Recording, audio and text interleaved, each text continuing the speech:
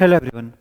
Central warehouse corporation की काफ़ी सारी पोस्ट यहाँ पे आई है, तो जो एफसीआई की तैयारी कर रहे हैं बहुत अच्छा अपॉर्चुनिटी है कि ये एग्जाम भी आप एक बार दे देना है।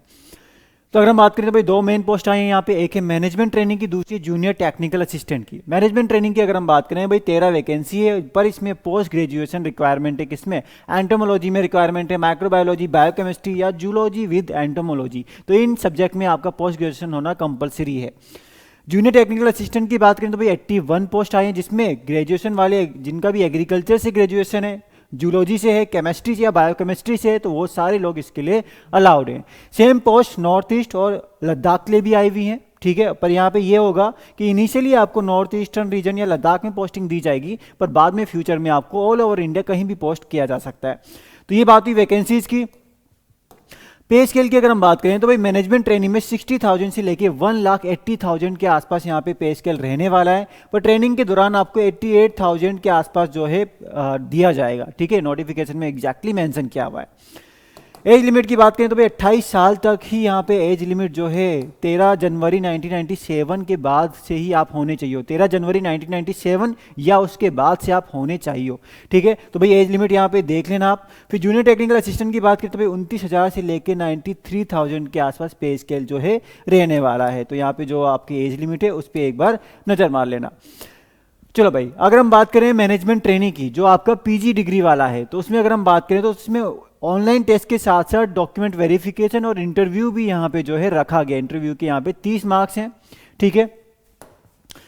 अच्छा, एक और चीज़ बताता हूँ, इसमें आपका 85:15 होगा, मतलब 85 आपका जो है, ये जो आपका एग्जाम है 200 मार्क्स का, ये आपका 85% में कन्वर्ट किया जाएगा, और इंटरव्यू जो आपका 30 मार्क्स का होगा उसको 15 मार्क्स से कन्वर्ट किया जाएगा। तो टोटल मिला के आपकी जो मेरिट लिस्ट है यहाँ पे बनेगी। 85% जो है आपका जो ऑनलाइन टेस्ट होगा उसका, और बाकी बचा 15% जो है आपका इंटरव्यू का होगा।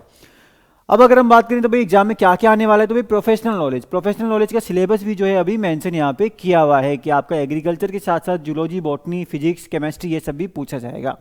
फिर जनरल अवेयरनेस के 20 क्वेश्चन रहेंगे, इंग्लिश के क्वेश्चन रहेंगे, यहाँ पे रीजनिंग और कंप्यूटर के क्वेश्चन भी रहेंगे, और डीआई और क्वांट्स के भी क्वेश्चन यहाँ पे रहने वाले हैं। तो कुल मिला के 200 क्वेश्चन आपको 2.5 घंटे के अंदर अंदर करने होंगे। फिर अगर हम बात करें तो भाई जूनियर टेक्निकल असिस्टेंट, यहाँ पे इंटरव्यू नहीं होगा। यहाँ पे जो आपका बीएससी एग्रीकल्चर वालों के लिए इसमें कोई इंटरव्यू नहीं है, सिर्फ ऑनलाइन टेस्ट निकालना है, उसके बाद डॉक्यूमेंट वेरिफिकेशन आपका किया जाएगा। तो भाई यहाँ पे 65 क्वेश्चन आएंगे प्रोफेशनल नॉलेज के।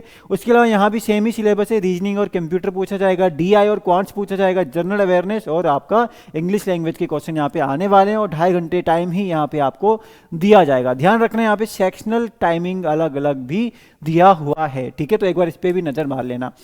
फिर अगर हम बात करें भाई सिलेबस की, तो भाई मैनेजमेंट ट्रेनिंग जो आपका पोस्ट ग्रेजुएशन वाला है, तो उसमें आपका एग्रीकल्चर, बायोटेक्नोलॉजी, एंटोमोलॉजी और आपका केमिस्ट्री, ये सारी चीज़ें जो हैं पूछी जाएंगी। तो इसको एक बार सिलेबस को देख लेना, जो मेंशन है यही आपको पढ़ के जाना है। फिर हम बात करें जूनियर टेक्निकल असिस्टेंट की, तो भाई यहाँ पे बेसिक एग्रीकल्चर, ठीक है, बॉटनी, जूलॉजी, केमिस्ट्री और फिजिक्स, ये सारी के सारे सब्जेक्ट जो है यहाँ पे आपसे पूछे जाने वाले हैं।